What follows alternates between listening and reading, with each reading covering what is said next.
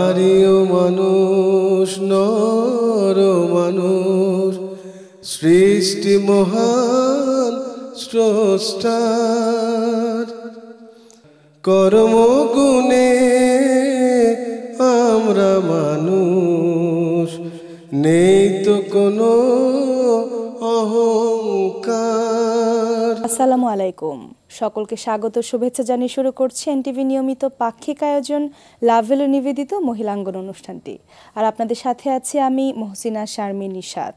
প্রিয় দর্শক, আমরা জানি যে আমরা যদি পৃথিবীতে সুখী হতে চাই এবং আমরা যদি শান্তিপূর্ণ একটি জীবন যাপন করতে চাই, সেক্ষেত্রে আমাদের মধ্যে কিছু মানবীয় গুণ থাকা একেবারে অনেক বেশি প্রয়োজন। এবং একজন মুসলিম হিসেবে ইসলাম আমাদেরকে মানবতার ধর্ম এবং এই ধর্মগুলো বাস্তবিক জীবনে প্রয়োগ করা শেখায়। প্রিয় দর্শক, এই প্রয়াসে এবং এই লক্ষ্যে আমাদের এখনকার আয়োজন হলো আলোকপ্রভা। নারী ও মানুষ, নর ও মানুষ। আর আজকের আলোকপ্রভায় আমাদের আলোচনার বিষয় নিয়তির অদৃষ্টের প্রতি আস্থা কিংবা তকদির। প্রিয় দর্শক, আজকের এই বিষয়টি নিয়ে আলোচনা করবার জন্য স্টুডিওতে আলোচক হিসেবে উপস্থিত আছেন ডক্টর সালমা আইনি। আসসালামু আলাইকুম রহমতুল্লাহি ওয়া বারাকাতুহু। তো প্রথমে আপা জানতে চাইব যে যেহেতু আস্থার প্রশ্নটি এসেছে এবং পাশাপাশি নিয়তির প্রশ্নটি এসেছে, তো এই দুইটার ব্যাখ্যা আসলে যে আস্থা নিয়তির ব্যাপারটা কিভাবে সামঞ্জস্য হয় এবং এদের সম্পর্কটা কোথায় এবং বিশ্বাসটা কোথায় আসলে স্থাপন করা প্রয়োজন? বিশ্বাসটি স্থাপন করা প্রয়োজন হচ্ছে আল্লাহ সুবহানাহু ওয়া তাআলার উপরে। বিসমিল্লাহির রহমানির রহিম। তিনি যাতে সঠিক কথা বলার জন্য আমাকে প্রস্তুত করেন। নিয়তি এমন একটি বিষয় যে অনেক সময় যেটাকে আমরা বলি ভাগ্যে রয়েছে বা এরকম কিছু। তো নিয়তি অ্যাকচুয়ালি অনেক ব্রডার একটা সেন্সের একটা কথা। সেটি হলো যে আল্লাহ তাআলা সব কিছু আগে থেকেই ঠিক করে রেখেছেন কার জীবনে, মানে তিনি যা কিছু সৃষ্টি করেছেন সব কিছু আসলে তার মুঠোর মধ্যে রয়েছে, তার জ্ঞানের মধ্যে রয়েছে। তিনি তার জ্ঞান দ্বারা পরিব্যাপ্ত হয়ে আছেন।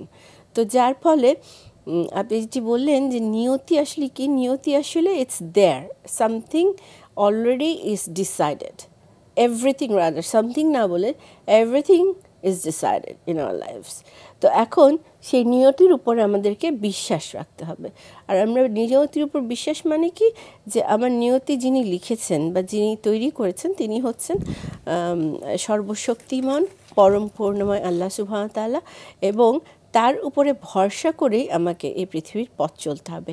এভাবেই নিয়তি আর পথ চলার মধ্যে সমন্বয় সাধিত হবে। আর আমার নিয়তি আলটিমেটলি হচ্ছে আফটার লাইফ। আফটার লাইফে দুটো জায়গা রয়েছে, জান্নাত এবং জাহান্নাম। আর নিয়তির সেই সম্পূর্ণ বিষয়টি গিয়ে ওখানে শেষ হবে। আইদার একজন মানুষ এবং জিন জাতি, এনাদের জন্য যেহেতু জান্নাত এবং জাহান্নাম সুনির্দিষ্ট করা হবে তাদের কর্মফলের উপর নির্ভর করে, সেই ক্ষেত্রে আমাদের নিয়তি হচ্ছে টেনে নিয়ে আমার ওই মানে পরকালের জীবনের স্থায়ী জীবনের দিকে নিয়ে যাবে। প্রত্যেকটি পদক্ষেপে বান্দা আল্লাহ সুবহানাহু ওয়া তাআলার উপর আস্থা রেখেই পথ চলবে। এটিই হচ্ছে নিয়তির আসল কথা। আমার জন্য যেই নিয়তি রেখেছেন এতে যদি আমি সন্তুষ্ট থাকি তাহলে দেখা যাবে যে আমি সেটা সুফল পাবো। আর আমার নিয়তির বিপক্ষে যদি আমি যাওয়ার চেষ্টা করি তাহলে দেখা যাবে আমার জীবন জটিল থেকে জটিলতর হচ্ছে। একটা উদাহরণ দিই, ফর এক্সাম্পল, যেমন একটা সমুদ্রের মাঝখানে একটা ঝড়ের মধ্যে পড়ে গিয়ে আমরা পানিতে পড়ে গিয়েছি, এবং এরকম ঘটনা কিন্তু অনেক সময় ঘটছে। আমরা রবিনসন ক্রুসোর গল্প অনেক সময় শুনেছি। তো যাই হোক, এখন আমাদের সেই লোকটি যদি একটি দ্বীপে এসে পড়ে এবং সে যদি আল্লাহ সুবহানাহু ওয়া তাআলার কে দোষারোপ না করে আলহামদুলিল্লাহ বলে, কারণ আমাদের সর্বাবস্থায় আলহামদুলিল্লাহ শুকরগুজার করতে হবে। তো আমরা যদি আলহামদুলিল্লাহ বলি, এরপরে দেখা গেল তার মনটা স্থির হয়ে গেল, মানে নিয়তিতে আমি বিশ্বাস নিয়ে আসলাম এবং আমি স্থির হয়ে গেলাম। স্থির হয়ে যাওয়ার ফলে কি হবে, আমার বেঁচে থাকার একটা চেষ্টা আমি শুরু করে দিব। পানি আছে কিনা, খাদ্য কোথার থেকে নেওয়া যাবে, ফলমূল কী আছে, আমি একটা ছোট্ট বাসা তৈরি করার চেষ্টা করব ইত্যাদি। তাহলে আমি নিয়তিতে ভরসা করে ফেললাম, আল্লাহ তাআলাকে মেনে নিলাম বিধায় আমি কিন্তু শান্তভাবে ওখানে একটা জীবনকে উপভোগ করার একটা চেষ্টা করব। তো একদিন এমন হতে পারে যে কি হলো, আমি খড়কুটো জ্বালিয়ে গিয়েছি এবং সেটাই কোনো একটি বাতাসে সে আমার যেটা ছোট্ট ঘর বানিয়েছিলাম ঘরটি পুড়ে গিয়েছে। এখন যদি আমি হাই হাই করতে থাকি যে আমার একটা মাত্র ঘর ছিল, সেটি পুড়ে গেল, আমি কি করব। এটি হচ্ছে আমার নিয়তি ছিল ওটা পুড়ে যাবে, কিন্তু আমি এখানে কষ্ট পেয়ে গেলাম, আমি একটা বিরুদ্ধাচরণ করলাম। তা না করে যদি ধৈর্য ধারণ করা যায়, এমন ঘটনাটি ঘটে, দেখা যায় পরের দিন একটি জাহাজ চলে এসছে এবং সেই ব্যক্তিটিকে উদ্ধার করে নিয়ে গেছে। তো ব্যক্তি বলছে, কি করে আসলে তোমরা এই দ্বীপে? বললো, আমরা দূর থেকে তুমি আগুন জ্বালিয়েছে, সেটা ধোঁয়া দেখে আমরা তোমাকে উদ্ধার করতে চলে এসেছি। ওই যে ঘরটি পুড়েছিল, সেটার আগুনটা এত দূর পর্যন্ত ধোঁয়া গিয়েছে, যা কিনা জাহাজের নাবিক দেখতে পেয়ে জাহাজ ঘুরিয়ে নিয়ে চলে আসে। এটি হচ্ছে নিয়তি, যে যেটি ঘটবার সেটি ঘটবে। শুধুমাত্র আল্লাহ সুবহানাহু ওয়া তাআলার উপর ভরসা করার ফলে এটি দেখা যাবে পজিটিভলি চলে আসছে, অথবা এটা নেগেটিভে চলে যাবে। এবং আপা কেন ঘটছে এটি হচ্ছে সমন্বয় সাধন। অবশ্যই আপা, এবং খুব সুন্দরভাবে বলেছেন আপা। এবং আমরা স্বল্প জ্ঞানের মানুষ হয়তো বুঝতে পারি না যে ভবিষ্যতে আমাদের জন্য আরো আসলে কত বেশি কিছু অপেক্ষা করছে। তো আপনি ঠিক যেটি বলছিলেন, আমি সেই প্রসঙ্গে যাই যে সবকিছুই আসলে পূর্ব নির্ধারিত এবং সবকিছু মহান আল্লাহ তাআলা আমাদের জন্য লিখে রেখেছেন। অনেকের মনে প্রশ্ন তৈরি হয় যে সব কিছু যদি আসলে পূর্ব নির্ধারিত হয়েই থাকে, সেক্ষেত্রে আমি যদি কোনো পাপ করি, ভুল করি বা অন্যায় করি, সেটার দাবিদার কেন আমি হব? কারণ এগুলো তো আসলে পূর্ব নির্ধারিত করা হয়েছিল। তো এই ব্যাপারটি আসলে আপা একটু জানতে চাইব। এটি খুব ইন্টারেস্টিং যে আমি সূরা মাইদার একটি আয়াত নাম্বার 23, সেখানে বলা হচ্ছে, আল্লাহর উপরই তাওয়াক্কুল করো যদি তোমরা মুমিন হও। আচ্ছা, তাওয়াক্কুল শব্দটিও নিয়তির সাথে জড়িত। তাওয়াক্কুল হচ্ছে আমি আল্লাহর উপর ভরসা করলাম, ঠিক আছে, আমি আল্লাহ তাআলার উপর ভরসা করলাম, মানে নিয়তি রয়েছে আমি তার উপর। এখানে দুটো জিনিস কিন্তু it's not contradictory, it's very much inter related.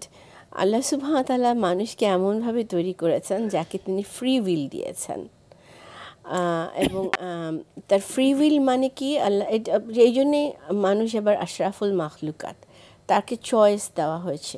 Free will মানে you can do whatever you want to do. তার মানে এটা এমন না যে তোমারটা লেখা হয়ে যায় নাই, তা না।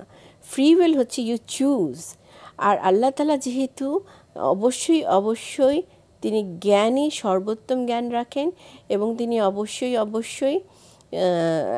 কি বলে এটাকে, উনি জাস্টিস করবেন। কাজে আমরা কখনোই ভাববো না যে তাহলে আমি কেন দাবিদার হব, আমি আমার নিজস্ব, এটা কুরআনুল কারীমে বারবার বলা আছে, তুমি যা কিছু করছো, তোমার খারাপগুলো তুমি নিজেই করছো, তোমার নিজের কারণেই খারাপগুলো ঘটছে। আল্লাহ আপা আমাদেরকে বিবেক বুদ্ধি দিয়ে দিয়েছেন, আমাদেরকে ন্যায় অন্যায়, সত্য মিথ্যের যে বিভেদ, সেটিও কিন্তু আমাদেরকে বুঝবার তৌফিক দিয়ে দিয়েছেন। পরিষ্কার করে কুরআনুল কারীমে ডুজ অ্যান্ড ডোন্টস উনি দিয়ে দিয়েছেন, এবং সেই মতো হাদিস দ্বারা নবী সাল্লাল্লাহু আলাইহি ওয়াসাল্লামের জীবনে প্রতিফলিত করে দেখিয়ে দিয়েছেন যে এই ডুজ অ্যান্ড ডোন্টসগুলো মানা সম্ভব। তাইলে আর আমি কি করে দোষ দিব যে আমার তো আসলে চুরি করার কথাই ছিল, তাই আমি চুরি করেছি? না, আমার করার কথা ছিল না, আমি চুজ করে নিয়েছি সেটা। হালাল পন্থায় আল্লাহ বলছেন, তুমি যদি মানে তুমি এতটুকু দান করবে, তোমাকে আমি এর অগণিত ফেরত দিব। এখন আমি যদি চিন্তা করি আমি দান করলে তো আমার এটা কমে গেল, তখন আমি কালকে কি করব, তাহলে এই যে কালকে কি করব চিন্তায় আমি কিন্তু আমার রিজিককে সংকুচিত করে ফেললাম নিজেই। আপা, এবারে জানতে চাইবো যে যারা আসলে মহান আল্লাহ তাআলার উপর বিশ্বাস রাখেন, নিয়তির উপর বিশ্বাস করেন, তাদের জন্য মহান আল্লাহ তাআলা কি পুরস্কার রেখেছেন? আসলে এই পুরস্কার অগণিত। যে আগেই বলেছি যে আল্লাহ তাআলার উপর ভরসা করতে পারলে প্রথম কথাই হচ্ছে যে টেনশন চলে যায়। জি আপা। হ্যাঁ, যে আমাকে করতে হবে, কিভাবে করব, এইগুলি আর থাকে না। কারণ যিনি দিবেন আমাকে তিনি, আমি যদি তার, যেটা হাসান বসরি ওনার কাছ থেকে জানা যায়, উনি বলছিলেন যখন থেকে আমি জানি যে আমার রিজিক কেউ নিতে পারবে না, তখন থেকে আমি রিজিকের চিন্তা বন্ধ করে দিয়েছি। তো এই যে এটা খুব আমার কাছে খুব ভালো লাগে এই উক্তিটি ওনার, যে আমি জানি যিনি আমার ভার নিয়েছেন তিনি আমাকে ভারমুক্ত করে দিবেন। তাহলে তো আমার টেনশন, ফার্স্ট অফ অল আমার লাইফটা অনেক ইজিয়ার হয়ে যাচ্ছে। দ্বিতীয়ত দুনিয়ায় বিশেষ প্রতিদান উনি দিবেন, যেহেতু আমি ওনার উপরেই ভরসা করেছি, তখন ওনার উপর থেকেই তো তাহলে আমার সব কিছু চলে আসবে। আর তারপরে হলো যে মানে সবচেয়ে রিজিক খোঁজারতে কোনো কিন্তু নিষেধাজ্ঞা নাই। ওই যে ছড়িয়ে ছিটিয়ে পড়ো, তোমরা আল্লাহর কথা স্মরণ করো এবং ছড়িয়ে ছিটিয়ে পড়ো। তারপরে আমার রিজিকের সন্ধান আমি যখন করব, তখন আল্লাহ সুবহানাহু ওয়া তাআলার কথা মনে করি। আমি রিজিক যত বাড়বে আমি তত দান করতে পারবো, তত সাদাকা করতে পারবো, তত ভালো ভালো কাজ করতে পারবো। নিয়তের উপরে নির্ভর করে। সো আল্লাহ তাআলা মানুষের সম্মান এবং রিজিক বৃদ্ধি করে দিবেন। তারপরে হচ্ছে পরকালে বিশেষ প্রতিদান। ফর এক্সাম্পল, যারা আল্লাহর উপরে ভরসা করে ফেললেন, তাদের জন্য তো জান্নাত একেবারে আল্লাহ তাআলা রেডি করে রেখেছেন। এখানে দুনিয়াতে তো তারা পাচ্ছেনই, সম্মানিত হবেন, তাদের দুশ্চিন্তা দূর হবে, তারা নানা রকম বিপদ আপদ, ঋণগ্রস্ততা ইত্যাদি থেকে আল্লাহ তাআলা তাদের মুক্ত করে দিবেন। এগুলি হচ্ছে যেগুলো দুনিয়াবি কি বলবো এটাকে, টেনশনসগুলা থেকে উনি দূরে সরিয়ে দেবেন। আর পরকালের বিশেষ প্রতিদানটা তো ওখানে গেলে উনি আমাদের জন্য নিশ্চয়ই মুমিনের জন্য উনি তৈরি করে রেখেছেন। কাদেরকে দিবেন উনি? যারা ওনার উপরে এখানে ভরসা করেছিল তাদেরকে নির্ধারিত করে রাখা। হ্যাঁ, সেটাও নির্ধারিত করে রাখা। হ্যাঁ, শুধুমাত্র তার পথে আমাদেরকে চলতে হবে। নবী সাল্লাল্লাহু আলাইহি ওয়াসাল্লামের মানে ভালোবাসার পাত্র হতে হবে, তার উম্মত হিসেবে যাতে আমরা কিয়ামতের দিনে দাঁড়াতে পারি এবং উনি আমাদেরকে চিহ্নিত করেন, সেইটুকু মাথায় রেখে পথ চলতে হবে। এটুকুই আমাদের কর্তব্য। আল্লাহ তাআলা আমাদের কবুল করুন আপা। আমিন আমিন। অনেক ধন্যবাদ এত সুন্দর আলোচনার জন্য। আলহামদুলিল্লাহ রাব্বিল আলামিন। আপনাকে অনেক অনেক শুকরিয়া। প্রিয় দর্শক, আমরা জানি যে মহান আল্লাহ তাআলার নিয়ামত ছাড়া আমাদের এক মুহূর্ত বেঁচে থাকা সম্ভব নয়। আর নিয়ামতের কোনো শেষ নেই, অর্থাৎ কোথায় নিয়ামতের শুরু এবং কোথায় শেষ সে হিসেব বোধহয় আমাদের এই স্বল্প জ্ঞানের মানুষদের করা সম্ভব নয়। আমরা সূরা আর রহমানে জানি যে মহান আল্লাহ তাআলা বলেন যে ফাবি আই আলাই রাব্বিকুমা তুকাজ্জিবান, অর্থাৎ হে জিন ও মানুষ, তোমরা রবের কোন কোন নিয়ামতকে অস্বীকার করবে। প্রিয় দর্শক, আমাদের আজকের আলোচনার বিষয় নিয়ামতের শুকরিয়া।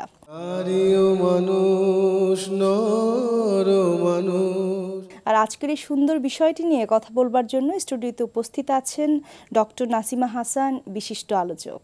আসসালামু আলাইকুম। প্রথমে জানতে চাইব, ঠিক যেটি বললাম যে আপনি বেঁচে থাকাটাও নিয়ামত, কিংবা আসলে নিয়ামতের যে সংজ্ঞা কিংবা বিস্তৃত আসলে কতখানি, সেটি একটু প্রথমে জানতে চাইব।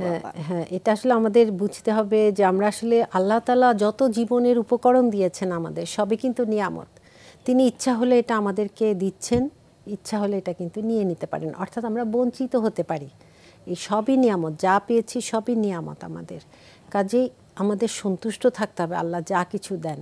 এবং এই যে তুমি একটু আগে আয়াতটি বললে, এত সুন্দর আয়াত, এবং এই সূরা আর রহমানে এই কথাটি 31 বার পুনরাবৃত্তি করা হয়েছে যে হে জিন ও মানব, আল্লাহর কোন নিয়ামতকে অস্বীকার করবে।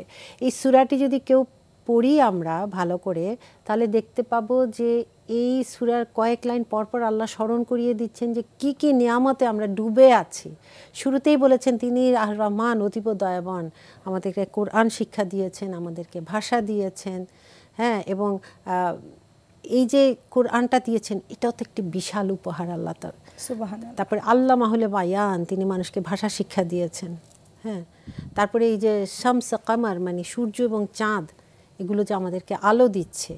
হ্যাঁ, এই যে এর জন্য ঋতু পরিবর্তন হচ্ছে, আমরা আলো পাচ্ছি, চান্দ্রমাস হচ্ছে। হ্যাঁ, তারপরে এই যে ক্যালেন্ডারের চেঞ্জ, ক্রিশ্চিয়ান ক্যালেন্ডার, এগুলো প্রত্যেকটির কথা আছে। তারপর গাছের কথা আছে, ওখানে অঙ্কুরোদ্গমের কথা আছে। এগুলো প্রত্যেকটি আল্লাহর নিয়ামত। এবং কিছুক্ষণ বলেই আল্লাহ কিন্তু এই আয়াতটি রিপিট করেছেন। কাজে আমার জীবন, আমার সব কিছুই কিন্তু তাঁর নিয়ামত।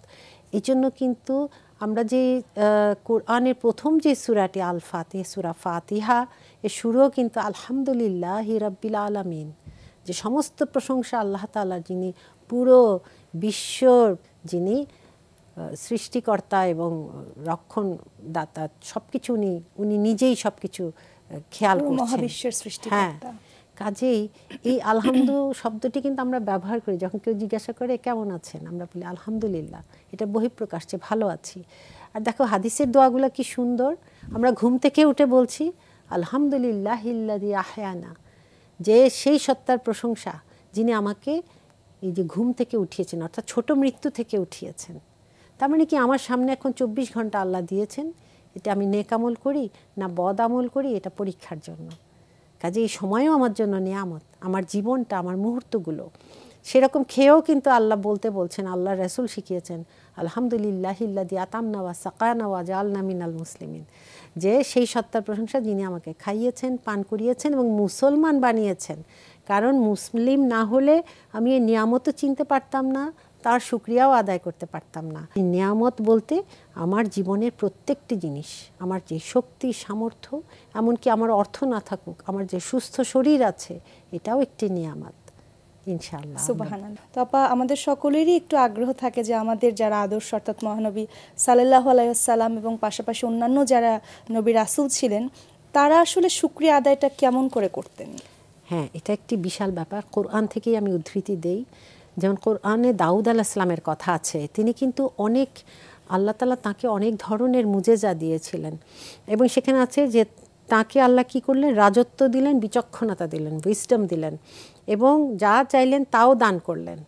হ্যাঁ, কাজেই উনি কিন্তু অত্যন্ত শুকরগুজার বান্দা ছিলেন, এটা কোরআনেই আছে। তারপর ওনার পুত্র সুলাইমান, ওনাকেও আল্লাহ রাজত্ব দিলেন, বিচক্ষণতা দিলেন এবং তিনি অনেক ধরনের, খুবই প্রতাপশালী রাজা তো ছিলেনই, তার শক্তিমত্তা ছিল অন্য ধরনের, যেমন বায়ুকে তিনি কন্ট্রোল করতে পারতেন, তারপর জিন তার বশীভূত ছিল, এই ধরনের। কিন্তু সেখানে আছে সুলাইমান আলাইহিস সালাম, সেই কোরআনেই উদ্ধৃত করেছেন, আল্লাহ তাআলা এত পছন্দ করেছেন, আমি একটু আয়াতটা বলি যে পরবর্তী তিনি কি বলেন, সূরা নামলের 19 নম্বর আয়াতে, হে আমার রব, তুমি আমাকে শক্তি দাও যাতে তোমার নিয়ামতের শুকরিয়া আদায় করতে পারি। এটা হলো মুসলিমের সবচেয়ে বড় একটি, আমি বলবো, উপলব্ধি, যে আমি যে নিয়ামত পেয়েছি।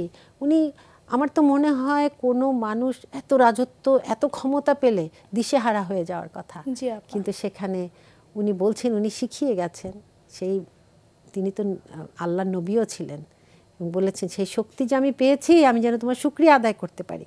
তারপর লুকমান আলাইহিস সালামকে আল্লাহ তাআলা হিকমত দান করেছেন।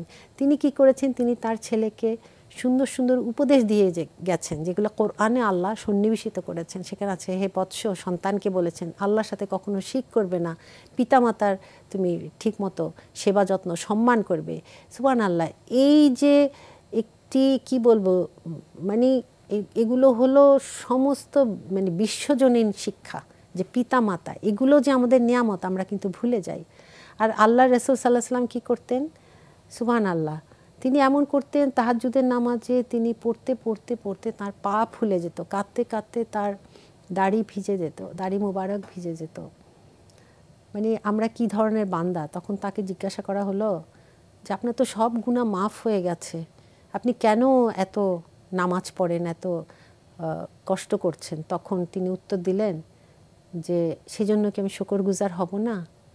মানে এটাই তো একটা নিয়ামত যে আল্লাহ আমার সব কিছু, সব গুনাহ আমি যে নিষ্পাপ করে দিচ্ছেন আল্লাহ, এটা শুকরা তো আমাকে জ্ঞাপন করতে হবে। ওনার পা ফুলে যেত, মানে আমি চিন্তা করতে পারি না যে কিভাবে উনি তাহলে করতেন। উনি সামান্য একটু পানি পান করে আল্লাহ শুকরিয়া জ্ঞাপন করতেন। আমরা কয়জন আছি যে শুধুমাত্র পানি পান করে শুকরিয়া জ্ঞাপন করি না? সারাদিনে তো কতবারই পানি পান করছি, অথচ পানির কত প্রয়োজনীয়তা শরীরে। এই যে প্রয়োজনীয় জিনিসটি আল্লাহ যোগান দিচ্ছেন। অনেক দেশে কিন্তু সুপেয় পানি নেই। এখন তো আমরা দেখি এত ধরনের সমস্যা, মা হয়েও মানুষের শান্তি নেই। আল্লাহ মাফ করুক, মাদেরও অনেক ধরনের পরীক্ষা দিতে হচ্ছে, বাচ্চাদের একটু থেকে একটু হলে অন্য সমস্যা হয়ে যাচ্ছে। জি আপা। এই যে কতগুলো জিনিস, আমি হয়তো সুস্থ বাচ্চা পেয়েছি, তার রেজাল্ট নিয়ে আমি হতাশ হয়ে যাচ্ছি, তার আচরণ নিয়ে হতাশ হয়ে যাচ্ছি, হয়তো সেই আচরণ তেমন কিছু না, এটা সংশোধন করা যায়।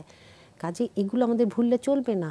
এবং সূরা তাকাসুরে আল্লাহ তাআলা বলেছেন, আলহাকুমুত তাকাসুর হাত্তা যুরতুমুল মাকাবির, যে কি বেশি বেশি পাওয়ার ইচ্ছা তোমাকে মোহে অন্ধ করে রাখে যতক্ষণ না তুমি কবরে যাও। অর্থাৎ মৃত্যু পর্যন্ত আমার এই প্রতিযোগিতামূলক কাজটা চলতেই থাকে, কারণ আমি সারাক্ষণ তুলনায় আছি।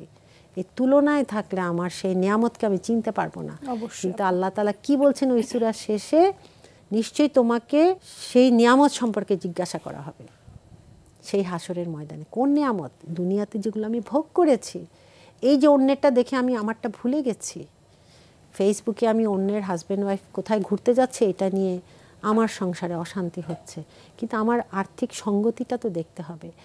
এই হয়তো দেখা যাচ্ছে আমার সংসারে ঘুষের টাকার আমদানি নেই, এই জন্য হয়তো সেই ঝলকানিটা নেই জীবনের। জি আপা। আর আরেকজন হয়তো অসৎ উপায়ে যাচ্ছে এবং সে অনেক ঘুরে বেড়াচ্ছে, অথবা সে এমনই যে সে বাবার সম্পত্তি পেয়েছে, হতেই পারে, কিন্তু টাকা পয়সা এসে যে অনেক সুখী আছে বা অনেক ঘুরে ঘুরে সে বেশি ভালো আছে, এটা কোনো দিনও বলা যায় না। ছবি সত্য কথা সব সময় বলে না। জি আপা। কাছেই এই যে তুলনার একটি দুনিয়াতে আমরা বাস করছি, আমরা আসল নিয়ামতকে ভুলে যাচ্ছি, যে সুস্থ শরীর, ঈমান থাকা, সততাকে নিয়ে ধরে থাকা। হ্যাঁ, যে আমি শেষ মুহূর্তে আল্লাহ যেন আমাকে কালেমা পড়ার শক্তি দেন। আল্লাহ তাআলা কবুল করুন আপা। ছোট্ট করে আপা জানতে চাইবো যে যারা আসলে শুকরিয়া আদায় করে না, আল্লাহ তাআলার এত এত নিয়ামত পাওয়ার পরেও যাদের ওই শুকরিয়া করা কিংবা নিয়ামতের এটাকে মেনে নেওয়া আসলে পরিণামটা, জি আপা, এদের পরিণামটা আসলে কি হবে? এটা আসলে আল্লাহ তাআলা কোরআনেই বলেছেন যে কৃতজ্ঞ হলে আমি তাকে বাড়িয়ে দিব, অর্থাৎ তাকে প্রবৃদ্ধি দেব, আর যে অকৃতজ্ঞ তাকে আমি কিন্তু শাস্তি দেই। আরেকটা বলছেন যে তোমাকে আমি চোখ দিয়েছি, কান দিয়েছি, হৃদয় দিয়েছি অনুধাবন করার জন্য, কিন্তু বেশিরভাগ মানুষ শুকরগুজার করে না।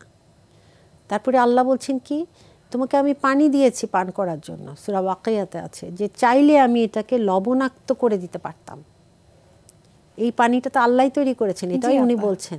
এবং শেষে বলছেন তবুও কি তোমরা শুকরগুজার হবে না? অর্থাৎ শুকরগুজার না হওয়াটা আল্লাহর কাছে এতটা অপছন্দনীয়, তিনি কিন্তু এটা অনেকগুলো আয়াতে এইভাবে বলেছেন। তারপরে বলেছেন তোমাদের যা প্রয়োজন আমি তা দিয়েছি। হ্যাঁ, তোমরা আল্লাহর অনুগ্রহ গণনা করে নির্ধারণ করতে পারবে না, মানুষ সীমা লঙ্ঘনকারী এবং অকৃতজ্ঞ। অর্থাৎ আসলে তুমি নিয়ামতেই ডুবে আছো। আমরা যে শ্বাস নিচ্ছি এটাই তো নিয়ামত। জি আপা, আবারও বলছি, হাঁটতে পারছি, এটা নিয়ামত। সুবহানাল্লাহ, সুবহানাল্লাহ, সুবহানাল্লাহ। আপা এত সুন্দর আলোচনা করেছেন আপা, আশা করি আমি এবং যারা আজকে দর্শক আছেন সকলেই আলোচনা দ্বারা উপকৃত হব এবং আমাদের বাস্তব জীবনে সকল ক্ষেত্রে শুকরিয়া আদায় করার যে বিষয়টি, এটি সকলেই আরেকটু সচেতনভাবে চিন্তা করে দেখবে এবং বাস্তবে প্রয়োগ করবে। আপনাকে অনেক ধন্যবাদ আপা। সবাইকে ধন্যবাদ। প্রিয় দর্শক, আমরা অনেক সুন্দর একটি আলোচনা শুনলাম এবং যেটি আমাদের জীবনের সফলতার জন্য এবং শান্তির জন্য অনেক বেশি প্রয়োজন। এবং আমরা জানি যে আজকে যারা দর্শক আছেন ইনশাআল্লাহ সকলেই বেশি বেশি শুকরিয়া আদায় করবার চেষ্টা করব। প্রিয় দর্শক, আমাদের আজকের যে অনুষ্ঠানটি, এটি যদি আপনারা পৃথিবীর যে কোনো প্রান্ত থেকে আরেকবার দেখতে চান, সেক্ষেত্রে আপনাদের ভিজিট করতে হবে এনটিভির ওয়েবসাইটটি www.ntvbd.com। আর এছাড়াও আপনারা ভিজিট করতে পারেন এনটিভির ইউটিউব চ্যানেল এবং ভেরিফাইড ফেসবুক পেজটি। তাছাড়া দর্শক, আপনারা যদি আপনাদের অভিমত, পরামর্শ কিংবা আপনাদের কোনো মতামত আমাদেরকে জানাতে চান, সেক্ষেত্রে আমাদের চিঠি লিখতে পারেন এনটিভির এই ঠিকানায়, এনটিভি বিএসইসি ভবন, 7ম তলা, 102 কাজী নজরুল ইসলাম এভিনিউ, কারওয়ান বাজার, ঢাকা 1215। প্রিয় দর্শক, আজকের মতো বিদায় নিচ্ছি। মহান আল্লাহ তাআলার কাছে আমরা সকলেই শুকরিয়া জানাই এত সুন্দর একটি অনুষ্ঠান শেষ করবার জন্য এবং প্রতিটি মুহূর্তে আমরা সুন্দরভাবে বেঁচে থাকার জন্য। আসসালামু আলাইকুম। সৃষ্টি মহান স্রষ্টার কর্মগুণে আমরা মানুষ, নেই তো কোনো অহং